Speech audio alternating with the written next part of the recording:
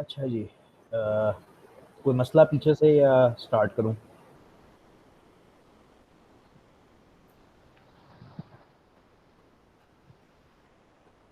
मेरा हाल सर वो एक दफा और फिट हो जाएगा ना भाई। वो तो होना ही होना है। पॉइंटर तो होना ही होना है। वो तो अभी 2-3 दिन जान खाएंगे। तो चलो फिर मैं स्टार्ट करता हूँ। फिर जहाँ पे मसला होएगा ना वहाँ पे मुझे रोकना। मुझे एक फैसला भी करना है कि मैंने करना क्या है। मुझे वो अरेज वाले लेक्चर स्किप करने पड़ेंगे। बाद में वापस आऊँगा उसके ऊपर। नहीं यार, अलग अलग पढ़ाया हुआ है। थोड़े से पॉइंटर शुरू में पढ़ा दिए हैं, थोड़े से बाद में पढ़ाए हुए हैं। वो बिल्कुल ही खिचड़ी पक जाती है। क्या करूँ? ये है ना, अब ये अरेज शुरू कर देता है सीधा सीधा। वैसे तो हम अरेज भी कर सकते हैं। क्या करें क्या करें क्या करें, पता क्या करेंगे, हम किताब के हिसाब से ही चलेंगे। लेकिन रिवाइज में कर देता हूँ। ठीक है। तो मेरा पहला सवाल ये है कि तुमने दो चीजें पढ़ी फंक्शन कॉलिंग में। एक को कहते थे कॉल बाय वैल्यू और एक को कहते थे कॉल बाय रेफरेंस। ठीक है। क्या समझ आई तुम्हें? ये क्या चीजें थी? ये करना कैसे है, टेक्निकल जो चीजें हैं वो मैं बाद में बात करता हूँ कि टेक्निकली क्या करना है। मैं इसमें सिर्फ ये कह रहा हूँ, ये होते क्या थे कॉल बाय वैल्यू और कॉल बाय रेफरेंस। तो इसमें parameters are passed by using local copies. ये फोटोकॉपी का कॉन्सेप्ट था। इसमें ओरिजिनल डेटा सेंड नहीं किया जाता था। इसमें डेटा की कॉपीज बना के फंक्शन को दी जाती थी। ठीक है जी। Function operated on copies, on local copies. और इसका फायदा ये होता था कि original data remained safe, intact, जो भी कह लो। ये टोटली फोटोकॉपी वाला कॉन्सेप्ट है कि अगर तुम एक लाइब्रेरी में जाते हो और एक किताब मांगते हो तो तुम्हें लाइब्रेरियन जो है वो किताब नहीं देता, बल्कि कहता है कि इस किताब की फोटोकॉपी करा के फोटोकॉपी ले जाओ। अब उस फोटोकॉपी को तुम जितना मर्जी गंदा कर लो, it doesn't matter.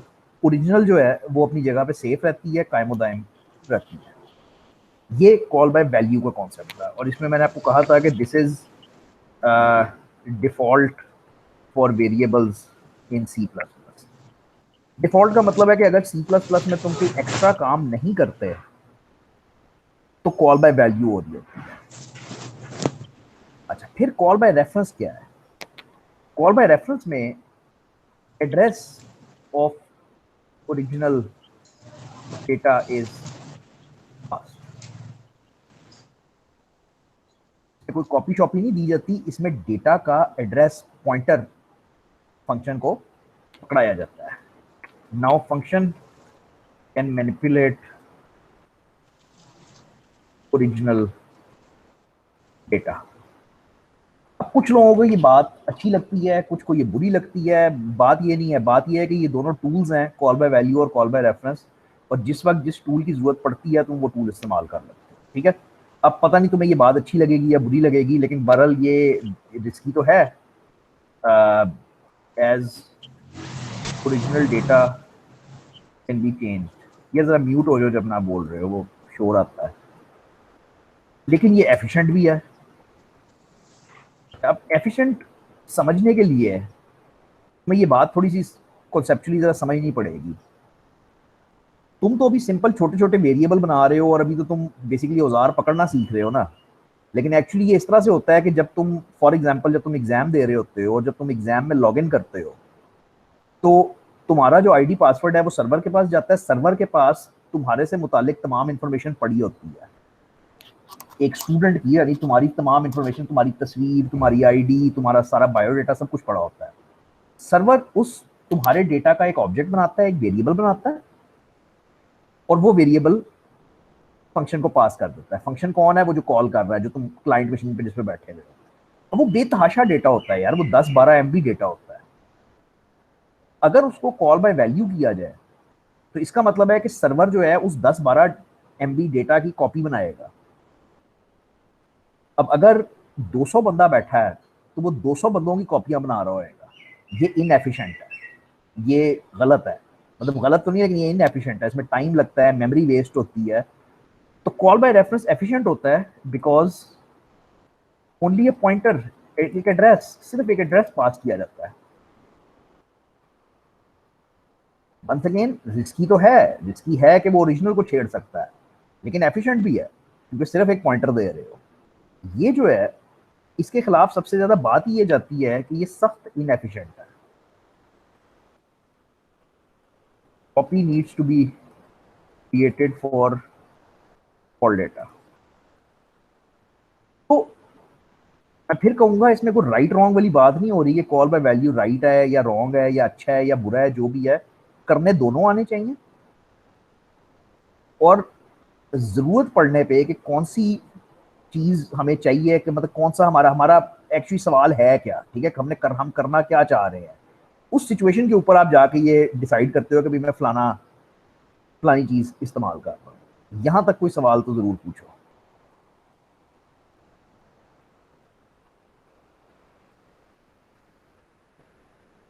Call by value खुद ब खुद हो रहा था, इसको डिस्कस करने की जरूरत नहीं है। कॉल बाय रेफरेंस में हम क्या करते थे कि हम एड्रेसेस पास करते थे। या चलो ये भी लिख ही लेते हैं। इसमें दो टूल्स हैं तुम्हारे जो बहुत ज्यादा काम आते हैं। एक एम्परसैंड है,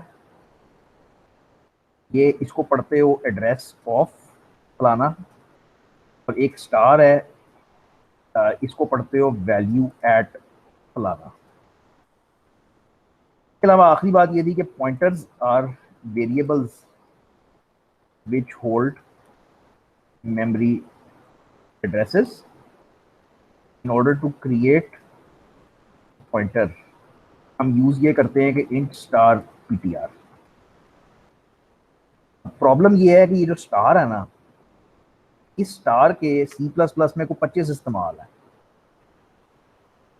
पहले दिन पढ़ना शुरू करते हो तो ये मल्टीप्लिकेशन का निशान होता है, ये मल्टीप्लिकेशन कर रहा होता है। फिर जब पॉइंटर्स पढ़ते हो तो ये पॉइंटर क्रिएट करने के काम आता है, लेकिन ये वैल्यू ऑफ भी पढ़ा जाता है। ये 3 मुख्तलिफ इसके इस्तेमाल है। तो इसको मैं याद इस तरह से रखता हूँ कि बेसिकली ये एक वेरिएबल डिक्लेयर हो रहा है ना, इंट पीटीआर एक वेरिएबल डिक्लेयर हो रहा है। अगर वेरिएबल डिक्लेयर करते हुए स्टार लगाया है तो इसका मतलब है कि तुम एक पॉइंटर बना रहे हो। और अगर नॉर्मल सिचुएशन में स्टार लगाया है तो इसका मतलब है ये डी रेफरेंस है, विच मींस वैल्यू एट, इसको आपने पढ़ना है।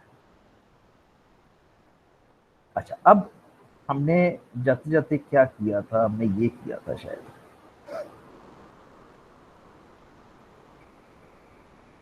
हाँ जी, हमने ये जाते जाते किया था। तो अब जब मैं फंक्शन को कॉल करूंगा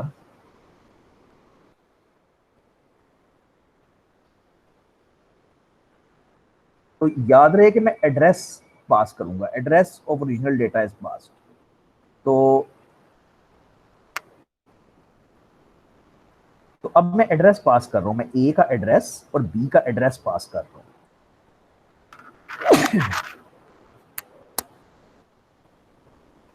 तो ये तो हो गया कॉल बाय रेफरेंस।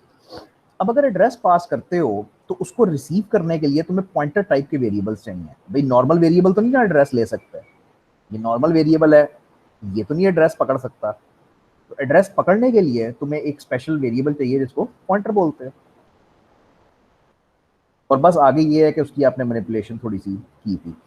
3 लेक्चर्स है आगे इसके ऊपर, अगर कुछ पूछना चाहते हो पूछो, वरना मैं फिलहाल आगे जाऊंगा और वापस आएंगे इसकी तरफ। 3 लेक्चर्स हैं आगे इसके ऊपर।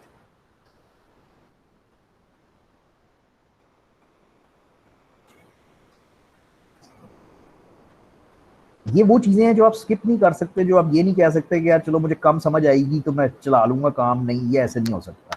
ये हर प्रोग्रामिंग लैंग्वेज में है, हर जगह है, बड़े बुनियादी कॉन्सेप्ट्स हैं। तो प्लस ये आप गूगल कर सकते हो। ये इतने घिसे पिटे टॉपिक्स हैं कि call by value, call by reference आप गूगल करोगे आपको बेतहाशा चीजें मिल जाएंगी जिसमें उन्होंने समझाया रहेगा। तो अपना इंटरेस्ट है कि कितना आगे लेके जाना चाहते हो। लो भाई मैं आगे चलूंगा, मैं अरेज से शुरू करूंगा। अरेज पे है कुछ 2-3 लेक्चर्स हैं, उसके बाद फिर पॉइंटर्स आ जाते हैं, उसके बाद फाइल्स हैं, उसके बाद स्ट्रक्चर्स हैं, और बस ये आपका मिड टर्म है। 3-4 टॉपिक्स आपके रहते हैं। अरेज क्या होता है? अरेज की डेफिनेशन होती है कि it is a group of contiguous memory cells having same data type. बल्कि जब जावा में जाते हो तो जावा में तो सेम डेटा टाइप भी नहीं चाहिए होती, जावा में तो डेटा टाइप भी इंडिपेंडेंट हो जाती है। बहरहाल अरे is a group of contiguous memory cells. जब आप एक वेरिएबल बनाते थे तो वेरिएबल मेमोरी में एक सेल होता था, ठीक है, जिसका एक नाम होता था, एक वैल्यू होती थी। अब मैं कह रहा हूं कि ये ग्रुप ऑफ सेल्स है, ठीक है, ये ग्रुप ऑफ सेल्स है। कंटिगुअस का मतलब होता है इकट्ठा, जुड़ा हुआ, इकट्ठा, एक सिंगल यूनिट में, ठीक है। तो ये सारी एक आपकी अरे बन सकती है कि ये सारी आपकी एक अरे है। अरे पे कुछ ऑपरेशंस करने होते हैं, उसको क्रिएट करना होता है, डिक्लेयर करना होता है। तो डिक्लेयर ऐसे करते हो कि इंट एक्स स्क्वायर ब्रैकेट में 10। वेरिएबल बनाते थे इंट एक्स लिख के, तो एक सेल बनता था ना, एक सेल बन जाता था। अब इंट एक्स स्क्वायर ब्रैकेट में 10 लिखते हो तो ये 10 सेल्स की एक अरे बन गई है, इसका नाम पूरी अरे का एक्स है, और इसके ये मुख्तलिफ सेल्स है, पहला सेल, दूसरा सेल, तीसरा सेल, सो ऑन, ठीक है। ये हो सकता है 0 सेल होए, ये हो सकता है 1 सेल होए इसका, ये हो सकता है 2 सेल होए इसका, और चलते चलते अब 2 आखिरी सेल क्या होएगा, 9, यानी 0 से 9 तक 10 सेल बन जाए। मेमोरी में इस तरह से होता है, लेकिन आपने, मेरे ख्याल में स्टार्ट करने के लिए जब पहली दफा करते हो तो आपको ऐसे ही सोचना आसान लगता है कि आपके पास अरे है जिसमें 10 सेल्स हैं। छोड़ो, मेमोरी को छोड़ो, बस आप ये सोचते हो कि आपके पास एक अरे है इस तरह की जिसमें 10 सेल्स हैं। अरे का नाम एक्स है, और हर सेल का एक एड्रेस है, एक मतलब एक वो है, एक सेल नंबर है, 0 1 2 अप टू 9। ये जो है 0 1 2, ये सेल के सबस्क्रिप्ट कहलाते हैं। 0 1 2 are called subscript cell numbers. पता नहीं और भी शायद नाम हुए, बुक से देख लेना। मैं इसको इस तरह से तुम्हें कहता हूँ कि समझो कि जिस तरह वेरिएबल तुम्हारा एक डब्बा था, एक एक एक चीज थी जिसमें तुम एक रकम रख सकते हो, सिंगल रकम रख सकते हो, उस तरह अरे एक अलमारी है जिसके अंदर 10 दराजें हैं, और हर दराज का एक नंबर लगा हुआ है, 0 नंबर है, 1 नंबर है, 2 नंबर है, 3 नंबर। अब हर दराज में तुम अलहदा चीज रख सकते हो। इसमें तुम हो सकता है रख दो 12, इसमें तुम हो सकता है रखो 21, सो ऑन। तो हर दराज में तुम अलहदा चीज रखोगे, लेकिन पूरी अरे का नाम तो एक्स ही है, पूरी अरे का नाम एक ही सिंगल है। अब तुम एक एक चीज कैसे पकड़ोगे, यानी वैल्यूज असाइन कैसे करोगे? तो अरे का सेल नंबर से असाइन होती है इस तरह से। मैं कहूंगा कि x sub 0 is equal to 12, यानी एक्स के 0 सेल में डाल दो 12। इसी तरह से मैं कहूंगा कि एक्स के 1 सेल में डाल दो 21। तो ये वेरिएबल में चीज डालते थे तो आप कहते थे एक्स इज इक्वल टू 20। अब क्योंकि वेरिएबल एक सिंगल एंटिटी, एक सिंगल डब्बा था, उसके अंदर 20 चला जाता था, खत्म बात। लेकिन यहाँ पे अब सेल नंबर तो बताना जरूरी है ना, तुम्हें बताना पड़ेगा कि तुम किस सेल में कौन सी रकम डाल रहे हो, ठीक है। ये उसकी असाइनमेंट हो गई। असाइनमेंट के बाद तुम शायद वैल्यूज प्रिंट करना चाहो, रिट्रीव करना चाहो, कुछ भी करना चाहो, तो सी आउट एक्स सब 0।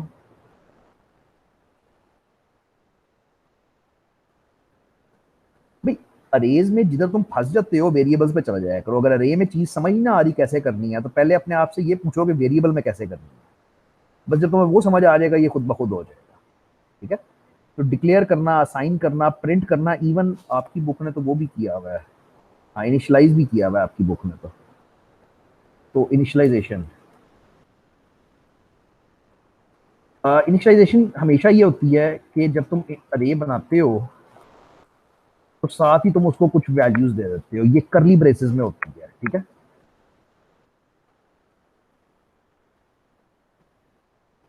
इनिशियलाइजेशन ये होती है बेसिकली गार्बेज डेटा से बचने के लिए इनिशियलाइजेशन करते हैं कि जैसे ही तुमने अरे डिक्लेयर की ना, जैसे ही तुमने क्रिएट की, बनाई तुमने, जैसे ही कि पहले मैंने ये किया है कि मैंने बनाई अलग और फिर मैंने उसको वैल्यूज असाइन करवाई है, ये दोनों काम इकट्ठे कर दो तो वो इनिशियलाइजेशन कहलाती है। और वो करते करली ब्रेसेस की मदद से हो, ठीक, करली ब्रेसेस की मदद से वो वैल्यूज आप असाइन करवा देते हो। अच्छा, इसको करना भी काफी आसान है। सर जी ऊपर हमने एक्स जीरो अब बोलो बोलो बोलो,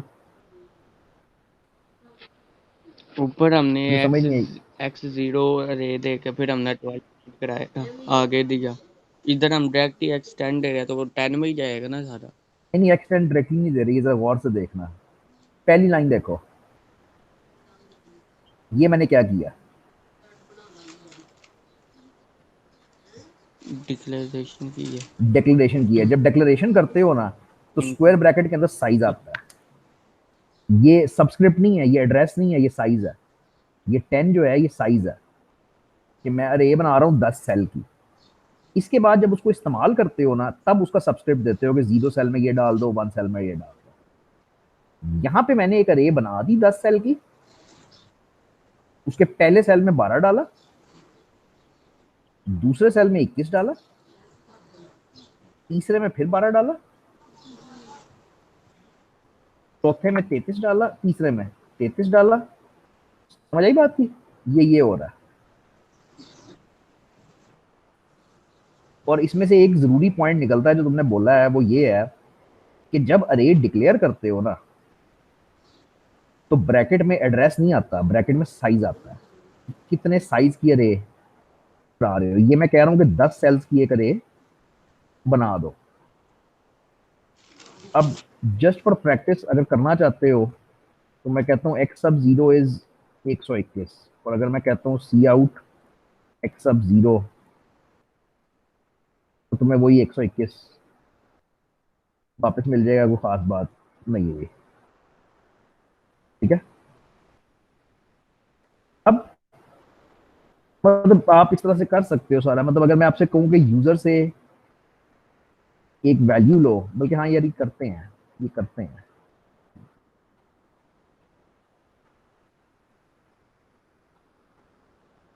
तो क्वेश्चन ये है कि क्रिएट एन अरे of 10 integers and populate it using values input by the user। 10 sales की अरे बनानी है, लेकिन उस अरे में जो वैल्यूज डालनी है वो यूजर से लेनी है, यानी यूजर से इनपुट लेनी है और उस अरे के सेल में डालनी है।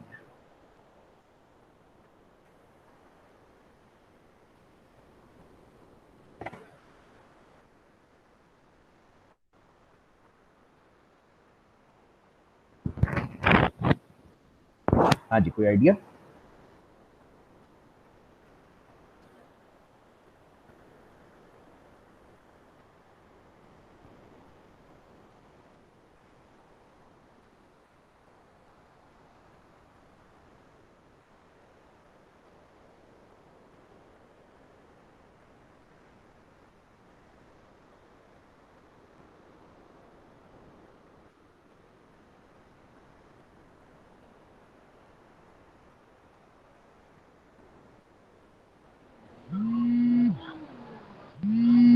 फोन उठा रहे उधर से तो मेरे क्लास हो रही है।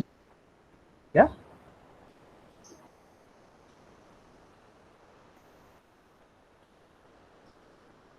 हाय भाई, अगर ये वेरिएबल होता तो कैसे करते? वेरिएबल होता तो ऐसे ना करते, सी एन एक्स।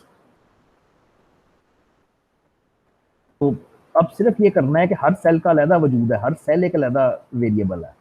तो सी एन एक्स सब जीरो, सी एन एक्स सब वन, सी एन एक्स सब टू, सो ऑन।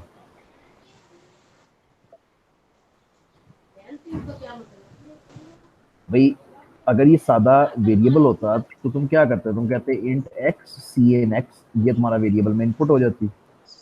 अगर ये अरे है तो अरे में अरे के नाम का कोई वजूद नहीं है, अरे का नाम बजाते खुद कोई वेरिएबल नहीं है। तुम्हें उसके हर सेल को अलग-अलग डील करना है। तो ये लाइन 10 दफा तुम रिपीट कर दोगे, तो इसको बेहतर करो, ये 10 दफा तो नहीं मैं लिख रहा बार बार, तो इसको कैसे करूं?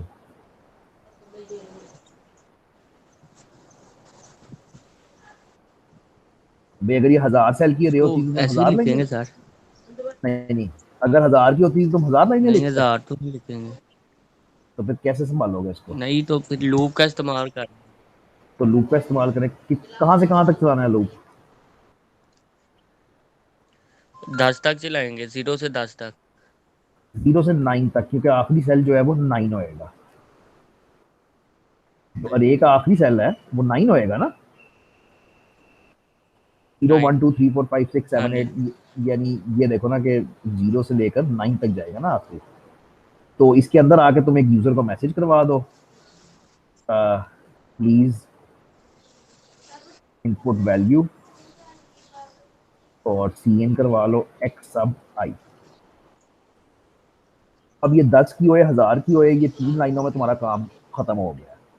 तो जब फर्स्ट टाइम लूप चलता है तो आई की वैल्यू 0 है, तो एक्स का 0 सेल इनपुट हो जाता है। जब लूप दोबारा चलता है तो आई की वैल्यू 1 है, तो अब एक्स का 1 सेल, फिर एक्स का 2 सेल, फिर एक्स का 3 सेल, सो ऑन। ठीक है। अच्छा, अब जरा वैल्यूज प्रिंट करा के दिखाओ। अरे की सारी वैल्यूज प्रिंट करवाओ। सी आउट एक्स कर देंगे, सी आउट एक्स।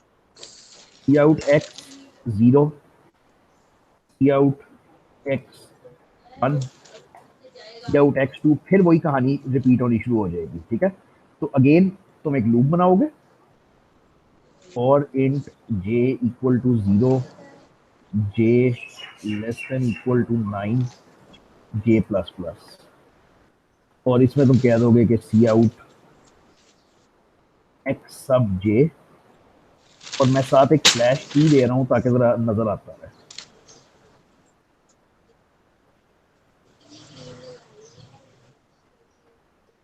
अब ये पहले लूप के अंदर है और ये 10 वैल्यूज मुझसे मांगेगा। ठीक है, पहले लूप के अंदर था, उसने मुझसे 10 वैल्यूज मांगी। ये वैल्यूज पीछे अरे में जाती गई, पहले सेल में, दूसरे सेल में, तीसरे सेल में, सो ऑन। और उसके बाद मैंने तमीज से वो सारी वैल्यूज प्रिंट कर ली। ठीक है। तो ये बिल्कुल बुनियादी काम के अरे के ऊपर मैनिपुलेशन कैसे करोगे। तो पहला लूप अरे को पॉपुलेट कर रहा है, दूसरा लूप अरे को प्रिंट कर रहा है। हाँ जी, देखो मसला कुछ पूछना चाहते हो?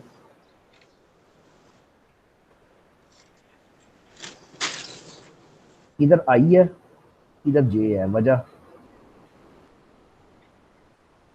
ऊपर आई इस्तेमाल किया, नीचे जे इस्तेमाल किया, ये क्या कहानी है?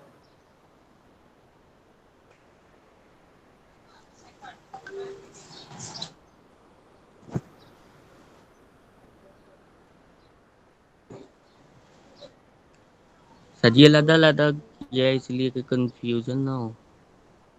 आ, बात यह है कि इस आई और जे का कोई खास इंपॉर्टेंस नहीं है।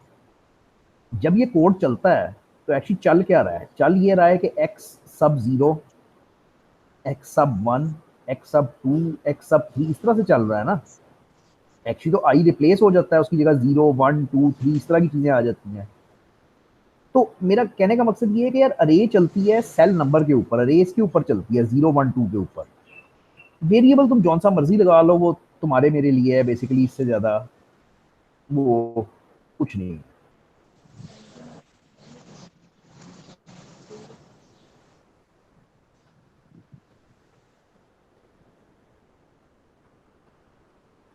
ठीक है, अरे क्रिएट करना, मेमोरी की तस्वीर ये समझ होनी चाहिए। फिलहाल तो ये नहीं चाहिए, लेकिन अगले लेक्चर में ये चाहिए होएगा।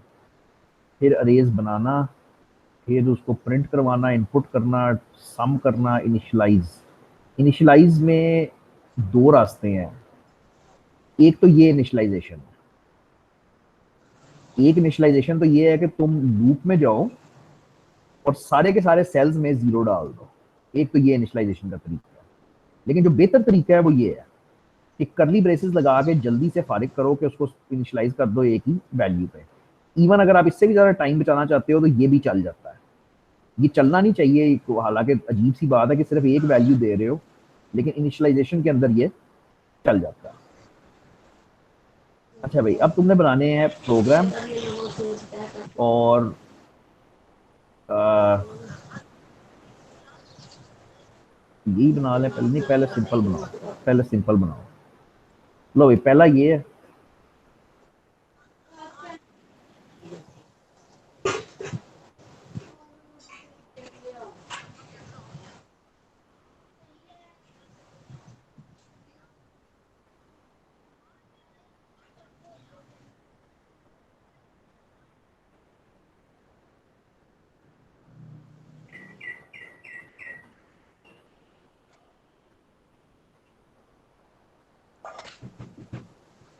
बजाय इसके कि मैं ये अलग-अलग करूं, चारों चीजें मैंने इकट्ठी कर दी हैं, एक ही प्रोग्राम में करूंगा, ठीक है। और ये सारी आपने मेरा ख्याल है की नहीं है, सिवाय मिन मैक्स के। मिन मैक्स पहले नहीं हम कभी कर सके थे।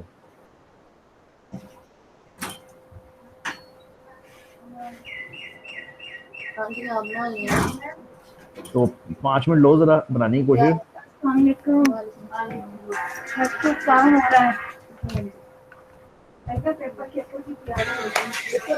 चुप हो के बैठे रहना सारे। हाँ जी भाई, बनाओगे करनी। तुम टाइपिंग बड़ी स्लो करते हो, इसलिए मैं बना तुम्हें रहा स्क्रीन हूँ। नहीं शेयर कर। तो भाई वो हाँ बड़ी तो स्लो फिर करते हो यार। चलो करो।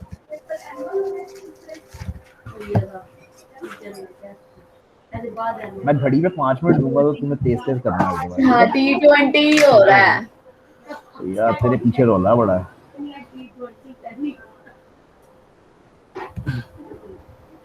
बिलाल म्यूट कर ले, हाँ म्यूट कर ले, तेरी स्क्रीन शेयर्ड है, बस हम कर लेंगे, ठीक है। 5 मिनट घड़ी पे मिलेंगे।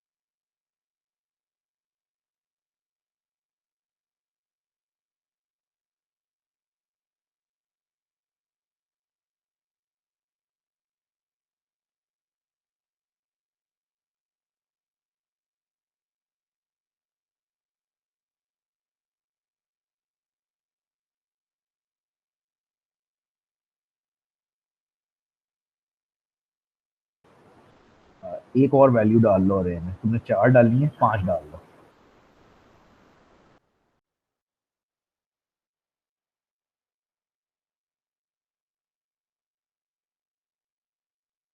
और अरे, अरे का नाम सम ना रखो प्लीज, कुछ और रख दो, एक्स रख दो, वाई रख दो। सम तो वो होएगा ना जो तुम करोगे, तो वो वेरिएबल होएगा। वो एक्स रख दो या कुछ और रख दो।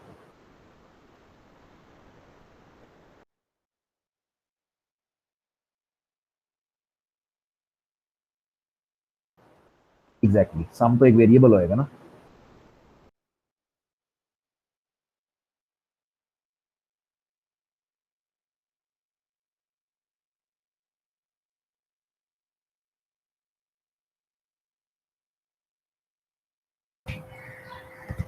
इधर भी अरे का वो लिखेंगे ना, नहीं, सम अरे तो नहीं है। तुमने अभी सम डिक्लेयर किया है, वो सिंपल वेरिएबल तुमने डिक्लेयर किया है। अब तुम्हें सोचना ये है कि सम करते कैसे हैं, सम करना कैसे है। अब मैं सम ए एक्स को कर लूंगा ना, एक्स लिखो जरा कैसे करोगे। ऐसे 5 नहीं, अब यहाँ पे x5 का मतलब है कि 5वें सेल की बात कर रहे हो। तो मेरा ख्याल है तुम करना ये चाह रहे हो कि x का 0 प्लस x का 1 प्लस x का 2 इस तरीके से। हाँ जी ठीक है, ये चल तो जाएगा, लेकिन ये जरा माठा सा तरीका है। मठ है। हाँ, लूप के अंदर करो। सोचो जरा लूप के अंदर ये कैसे कर दो।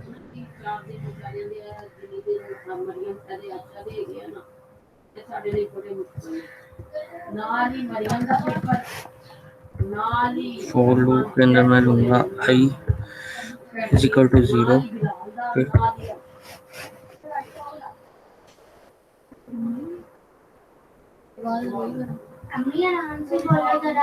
ठीक हो गया। फिर i greater than is equal to 4 और i प्लस प्लस ठीक हो गया। इसके अंदर ये क्या लेट्स सी आउट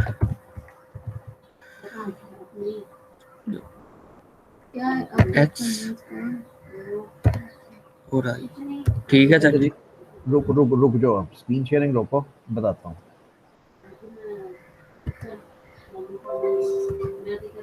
नंबर 1 तो ये है कि तुमने पहले इसको सोचना है कागज पेंसिल पे कि ये एल्गोरिदम बनना कैसे है। मैंने मतलब वो पहले एक एल्गोरिदम डिजाइन होता है, फिर बंदा ये सोचता है कि हमने बनाना कैसे है।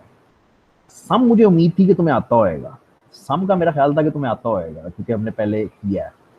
तो मैं भी ऐसे ही करूंगा जैसे इसने स्टार्ट किया है कि मैं एक्स की एक रे लूंगा 5 सेल्स की और उसको साथ ही इनिशियलाइज कर दूंगा। इससे ये होता है कि जरा टाइम बच जाता है। तो 21, 3, 11, 6, 19 ये टाइम बच जाता है, 5 वैल्यूज चली जाती हैं। नॉर्मली जब तुम एग्जाम में कर रहे हो या कुछ कर रहे हो तो फिर ये वैल्यूज इनपुट करनी है। अब सम जो है वो तुम ऐसे भी डिक्लेयर कर सकते हो एक वेरिएबल, या इवन अगर तुम्हारा दिल करे तो तुम इसके साथ ही डिक्लेयर करो, अलग अलग ही कर लो। अच्छा, अब एक लूप चाहिए जो जाहिर बात है 0 से जाएगा 4 तक। ये वाली लाइन मुझे उम्मीद थी कि तुम्हें आती होगी, sum is equal to sum plus x sub 0। ये हम करते ही हैं। अब जरा बात, सॉरी 0 नहीं, आई। अब जरा बात फॉलो करना अगर ये आपको नहीं पता तो। सम की वैल्यू 0 है, 0 में जमा कर दो x का पहला सेल, यानी x का जो पहला सेल है 21 वो जमा हो गया और जवाब चला गया सम में। जब अगली दफा लूप चला तो अब सम 21 है, उस 21 में जमा कर दो अगला सेल यानी 3, 24 हो गया। फिर अगला जब कर दो 11, यानी सम की पिछली वैल्यू में अगली वैल्यूज जमा करते हैं। तो ये सम है, ये बड़ा ही स्टैंडर्ड है। मैंने आपसे फैक्टोरियल के प्रोग्राम्स बनवाए थे, सम के प्रोग्राम्स बनवाए थे, तो ये आपके पास लिखा होएगा पहले यार, फॉर श्योर लिखा होएगा। अच्छा खैर, अब इसको सी आउट कर दो कि सम मेरे पास आ गया।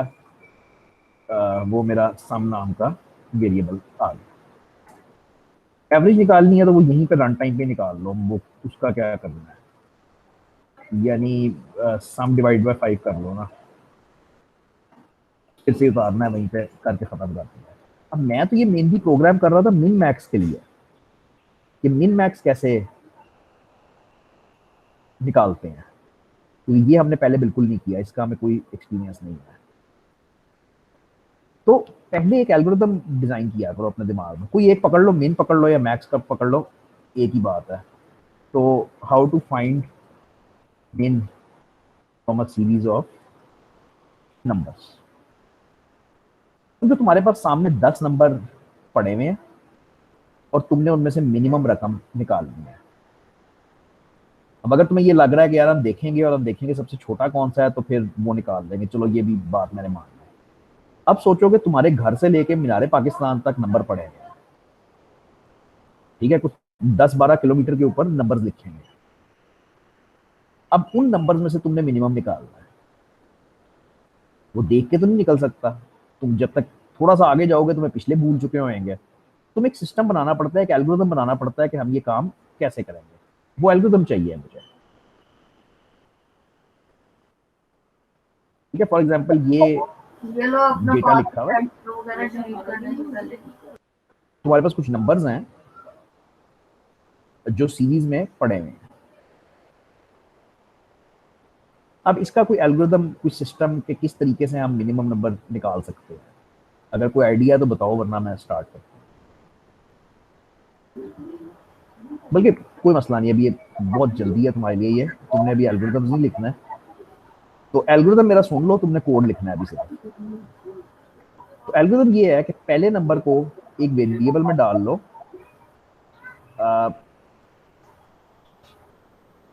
Remember first number, okay, first number याद कर लिया, कंसिडर दिस एज मिनिमम। अभी तक तुम्हारी दुनिया में 21 सबसे छोटा है। अब गेम शुरू होती है, कंपेयर नेक्स्ट वैल्यू टू मिन। तुम्हारे लिए इस वक्त मिनिमम कौन सा है, 21 है। अब तुमने करना ये है कि अगले को यानी 3 को कंपेयर करना है मिनिमम से। इफ मिन if next is smaller than मिन, अपडेट मिन टू नेक्स्ट वैल्यू। अगर जो अगली रकम, ये जो 3 तुमने कंपेयर किया 21 से, अगर 3 छोटा निकलता है, वाकई छोटा है, यानी अगर नेक्स्ट छोटा है मिनिमम से, तो अब तुमने मिनिमम की वैल्यू नई याद कर लेनी है। पहले तुमने क्या याद की हुई थी, 21, अब उसको अपडेट करके कर दो 3, ठीक है। अब repeat this algorithm until you get to the end। चलो चला के देखते हैं। तमाशा शुरू होता है, तो मैंने मिनिमम याद कर लिया है 21, मैं अगले को कंपेयर करता हूं उसके साथ, अगला छोटा है, हाँ छोटा है, तो अब मैं मिनिमम को अपडेट कर देता हूँ 3। मेरे लिए इस वक्त मिनिमम हो गया 3। अच्छा, अब मैं अगले को कंपेयर करता हूँ मिनिमम, 5 को कंपेयर करता हूँ 3 के साथ। 5 छोटा तो नहीं है, कुछ भी नहीं होएगा। 12 को कंपेयर करता हूँ 3 से, कुछ भी नहीं होएगा। 55 को कंपेयर करता हूँ 3 से, कुछ भी नहीं होएगा। हाँ, लेकिन अगर आगे एक और वैल्यू पड़ी हुई है, फॉर एग्जाम्पल 1, तो जब मैं 1 को कंपेयर करता हूँ मिनिमम से, तो 1 छोटा है। अगर वो वाकई छोटा होता है तो मैं मिनिमम को अपडेट कर दूंगा, यानी मिनिमम वो वैल्यू है जो मैंने याद की हुई है, और मुझे ही एंड पे आंसर होता है।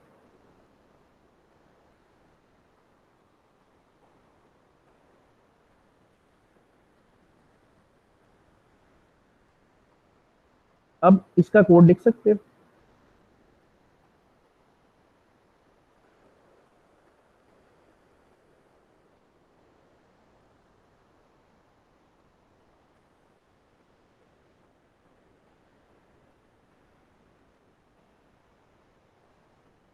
अब इसका कोड लिखने की कोशिश कर सकते हो।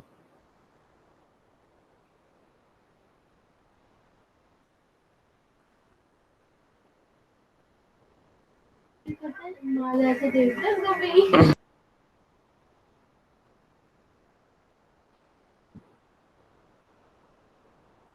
तो मैं सबसे पहले एक पहली वैल्यू को याद कर लूंगा कि वो मेरी मिनिमम वैल्यू है। ये मेरा पहला स्टेप हुआ है कि मैंने फर्स्ट वैल्यू को, ये जो भी अरे के अंदर फिर फर्स्ट आपने वैल्यू है, हैं? अलग-अलग लेना फिर शुरू कर दिया। अलग-अलग ले रहे हैं ना वेरिएबल में, x इज इक्वल टू 0, फिर आप x इज इक्वल टू 1 लिखेंगे। मेरे पास एक अरे है, मैंने उसकी पहली रकम रख ली है एक मिनिमम नाम के वेरिएबल में, जो मैंने ये कहा है कि remember the first number, consider this as minimum, ठीक है। अब इसके बाद मैं एक लूप में अगली वैल्यू को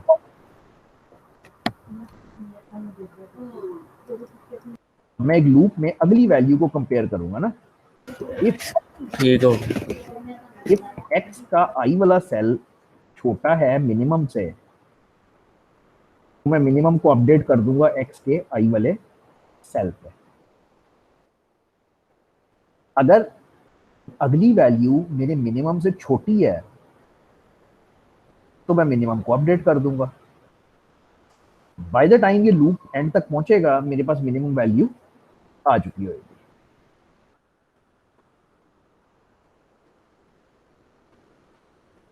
ठीक है। अगर मैक्स अब अगर मैक्स निकालना है तो मैक्स में कोई रॉकेट साइंस नहीं है, मैक्स भी बिल्कुल यही है। बस उसमें सिर्फ ये होएगा कि वो तुम बताओ जरा क्या होएगा। एक तो मैं मैक्स का इधर वेरिएबल चेंज कर देता हूँ ना, और क्या होएगा। अगर इसी तरह से मैक्स निकालना है वो कैसे निकलेगा।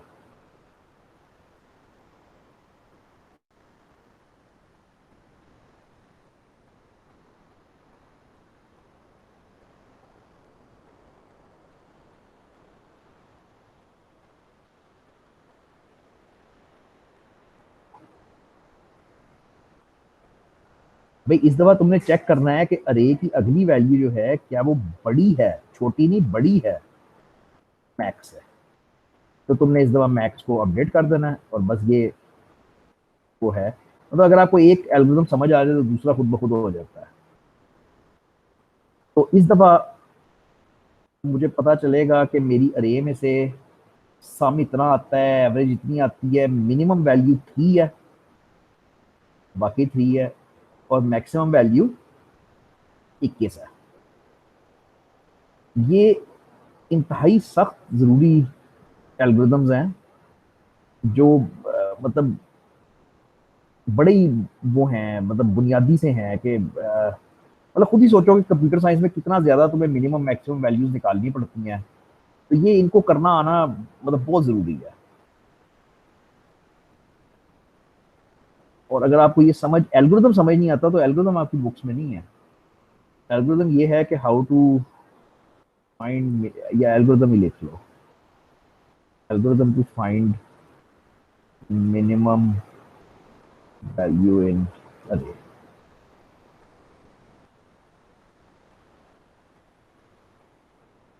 देखते हैं कुछ ना कुछ मिल जाएगा। फ्लो चार्ट वगैरह सर जी। हाँ जी, मतलब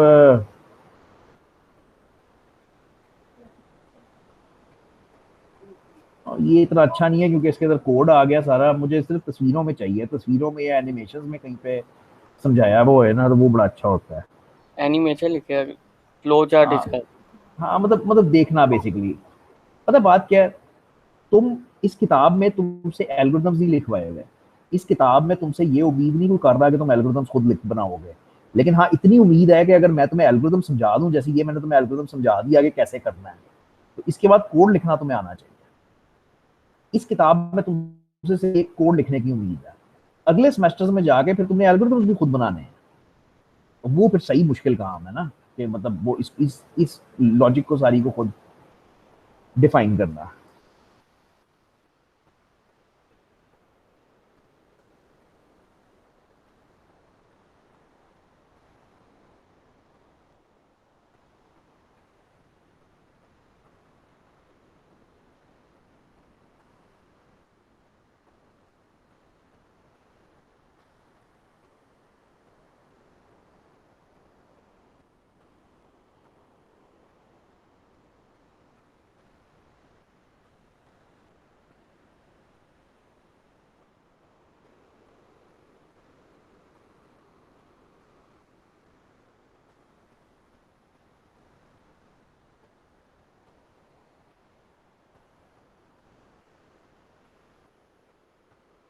आओ जी, पढ़ो, रफ पेपर पे कागज पेंसिल पे एक एल्गोरिथम बनाओ। इस काम के लिए 5 मिनट है। मैं कोड लिखने को नहीं कह रहा, मैं सिर्फ ये कह रहा हूँ कि करोगे कैसे, स्टेप्स क्या लोगे, बस सिर्फ ये बताओ पहले मुझे ना, फिर कोड वाली स्टेज आएगी।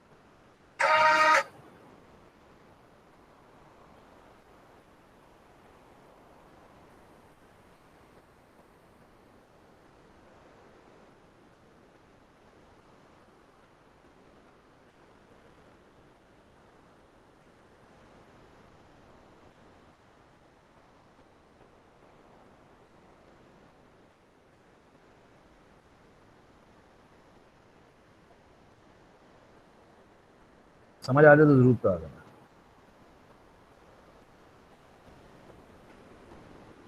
सर जी एक भी गलत हो गया तो वो इनपुट अगेन देगा ना। मतलब अगर मैंने 4 एंटर किया तो वो एक्सेप्ट कर लेगा, अगर मैंने 10 एंटर किया तो वो एक्सेप्ट कर लेगा, लेकिन अगर मैंने 5 किया तो वो एरर देता है। ठीक है, और एरर का मतलब बेसिकली तुमने करना ये है कि तुमने यूजर से इनपुट लेके मतलब उसमें डालते जाना है। नहीं समझे? समझ गया। अगर वैल्यू गलत है तो फिर नहीं।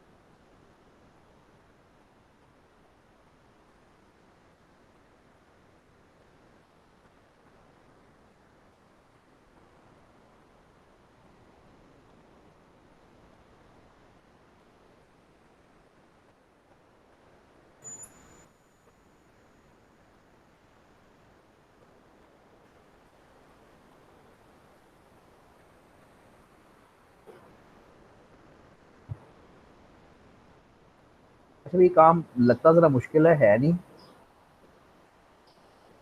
तो तुमने एक 10 सेल्स की अरे ले ली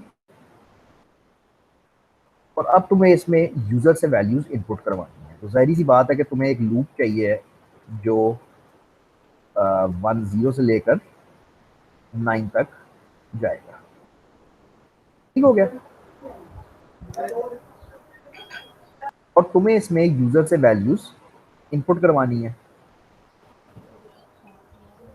अब वैल्यू कहाँ पे इनपुट करवाओगे? अगर तो डायरेक्टली अरे के अंदर इनपुट करवा दी तो प्रॉब्लम है।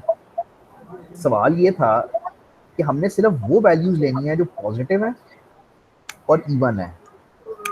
इसका मतलब है कि पहले हमें एक टेम्प वेरिएबल में, एक टेम्पररी वेरिएबल में उसको इनपुट करवाना पड़ेगा। यानी हम यूजर से कहेंगे कि प्लीज एंटर वैल्यू और इसको लेंगे टेम्प के अंदर। अरे में नहीं डाली, ख्याल रखना, अरे में बिल्कुल नहीं डाली, मैंने एक टेम्पररी वेरिएबल में डाल दिया। अब मैं उसको चेक करूंगा कि अगर टेम्प की value greater than equal to 0 है एंड इवन है। इवन कैसे करते थे? एक्स जैसे इज इक्वल टू 0 और %2 के बराबर। हाँ, मॉडुलस 2 इक्वल टू 0, बिल्कुल एग्जैक्टली। तो अगर तो नंबर पॉजिटिव है और इवन है तब तो मैं उसको अरे में डाल दूंगा। तब मैं उसको कहूंगा कि एक्स के आई वाले सेल में डाल दो टेम्प को। लगी समझ बात की? मैंने यूजर से एक वैल्यू ली, मैंने चेक किया कि यार वो वैल्यू जायज है या नहीं। अगर जायज थी तो मैंने डाल दी उसके अंदर, लेकिन अगर जायज नहीं थी तो मैंने उसको कहा cout please input value again.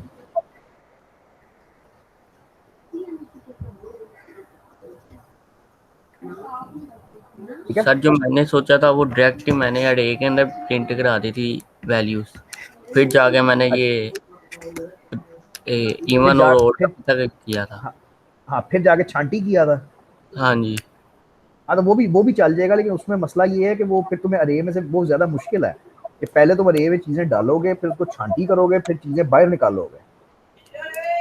कर करके देखना, वो भी ठीक है। अच्छा, ये खत्म नहीं हुआ बाय द वे, इसमें भी एक पंगा है। जब तुम कहोगे प्लीज इनपुट वैल्यू अगेन, अब अगर लूप तुमने खत्म कर दिया, ये 2 दफा क्यों लगा हुआ? पता नहीं 2 दफा क्यों लगा हुआ है।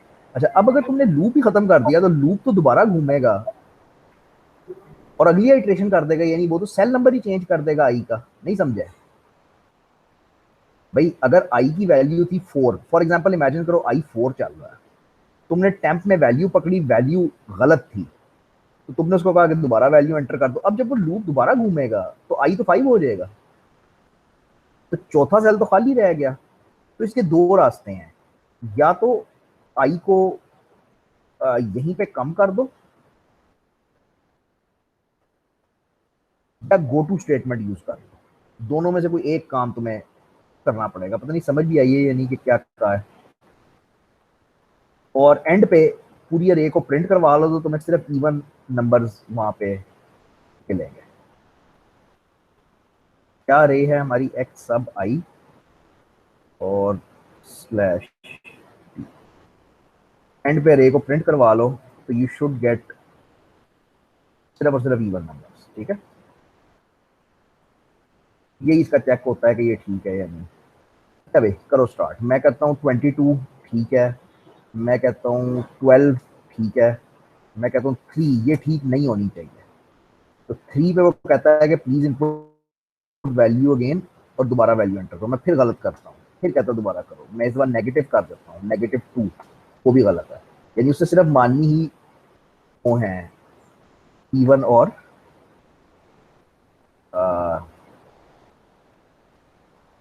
ई हो गया, फिर गलत हो गया। तो 12 14 16 ठीक है। और अब बिल्कुल ठीक हो गया कि 1 2 3 4 5 6 7 8 9 10 ये सारे इवन नंबर्स मेरी अरे में चले गए। जब मैं ये दे रहा था तो मेरे दिमाग में ये पॉइंट नहीं था। अगर ये पॉइंट मेरे दिमाग में होता तो शायद मैं ये देता ही ना आपको एग्जांपल करने को, ये मुश्किल है थोड़ा सा। सर ये एल्स के बाद फिर समझाते हैं। इसके यहाँ बाद एल्स जो लगाया ना, सी आउट प्लीज एंटर इनपुट मैं वैल्यू। मैं मैं मैं शुरू से शुरू करता हूँ, मुझे बताना कहाँ पे फंसे हुए हो। मैंने एक टेम्पररी वेरिएबल में एक रकम डाली, मैंने उस रकम को चेक किया, अगर तो वो रकम ठीक थी तो मैंने उसको स्टोर करवा लिया अपनी अरे में। लेकिन अगर वो रकम गलत थी तो मैंने यूजर से कहा कि दोबारा इनपुट करो। अब यहाँ पे प्रॉब्लम ये है कि यहाँ से ये लूप दोबारा घूम जाएगा, वापस चला जाएगा। तो आई की वैल्यू आगे जा चुकी है, उसको जबरदस्ती खींचने के लिए मैं ये आई माइनस माइनस करता हूँ। इसी को पूछ रहे हो तुम, यही समझाने को कह रहे हो? हाँ जी, हाँ जी। यही मुश्किल है यार, यही मुश्किल है। और यकीन करो अगर मेरे ये दिमाग में पहले आ जाता तो मैं आपको ये एग्जांपल देता ही ना। ये वाकई मुश्किल है, मैं करवाता हूँ। फिर उसके बाद हमने ये अरे प्रिंट करा दी। हाँ वो तो आसान है ना, वो तो रे प्रिंट करवा दी, बस वैल्यूज प्रिंट करवा दी। मतलब यार समझने की कोशिश करना, ठीक है। तो पहली वैल्यू है 0, फिर है 1, फिर है 2, फिर है 3। लो पहली दफा जब लूप चला, आई की वैल्यू क्या है? 0, ठीक है। यानी बेसिकली मैंने एक टेम्पररी वैल्यू ली, उसको चेक किया, समझो सब कुछ ठीक ठाक था, उसने यहाँ पे लाके वैल्यू डाल दी 22। अब जब लूप अगली दफा चलेगा तो आई की वैल्यू 1 हो जाएगी। अब इमेजिन करो कि मैंने गलत रकम एंटर की, इमेजिन करो कि मैंने गलत रकम एंटर की, तो मैं एल्स में आ गया। एल्स में आके उसने मुझे एरर तो दे दिया, लेकिन अब अगर मैं ये ना लिखूं आई माइनस माइनस, तो अगली दफा जब लूप चलेगा तो वो तो 2 पे आ चुका होएगा, आई की वैल्यू 2 हो जाएगी। यानी अब जो मैं वैल्यू एंटर करूंगा वो सेकंड सेल में चली जाएगी। तो बेसिकली अगर मैं ये काम आई माइनस माइनस ना करूं तो ये वाला सेल स्किप ही हो गया एक तरह से, ठीक है। ये बहुत बारीक नुक्ता है, अगर समझ आ जाए तो ठीक है, वरना कोई मसला नहीं है। मुझे इसमें ये जरूरत नहीं थी आपको ये समझाने की, लेकिन अगर समझ आ जाए तो अच्छा ही है। सेल एक स्किप ना हो तो उसके लिए हमने ये इस्तेमाल किया। एग्जैक्टली उसके लिए हमने ये कष्ट किया है, बिल्कुल। आखिरी खुद करना, बहुत टाइम हो गया मुझे। Write a program which creates three arrays called maths, English and CS of 10 cells each.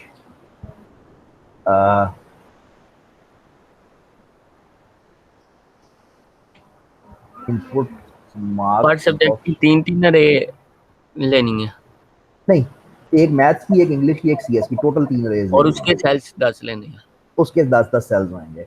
Input marks of students into these arrays using the logic that cell 0 will always contain marks of student 0, cell 1 will contain marks of student 1। यानी roll number वाला हिसाब है कि zero, अगर तुम maths का 0 cell खोलोगे तो उसमें तुम्हें 0 रोल नंबर वाले के नंबर मिलेंगे, और अगर 1 सेल खोलोगे तो 1 वाले के मिलेंगे। Program should create an array called result and add CS, maths and English marks there.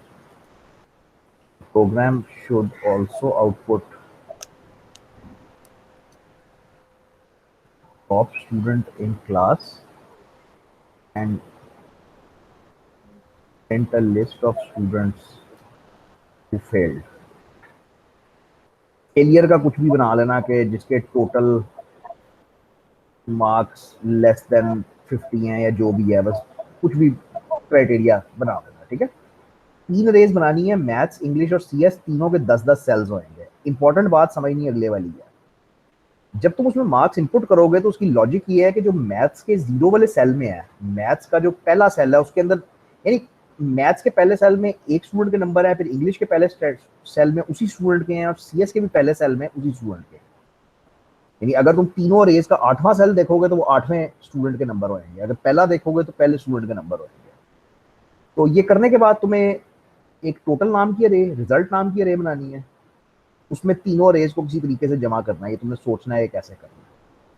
और फिर the programme should also print top student in class के हाईएस्ट मार्क्स किसके हैं, and print a list of students जो fail हुए हैं, जिनके 50 से कम नंबर है। ये अगर करके आओ तो मुझे अगली क्लास से पहले रोक देना, पहले हम ये करेंगे कोड, फिर आगे जाएंगे। बुक से करना हो ये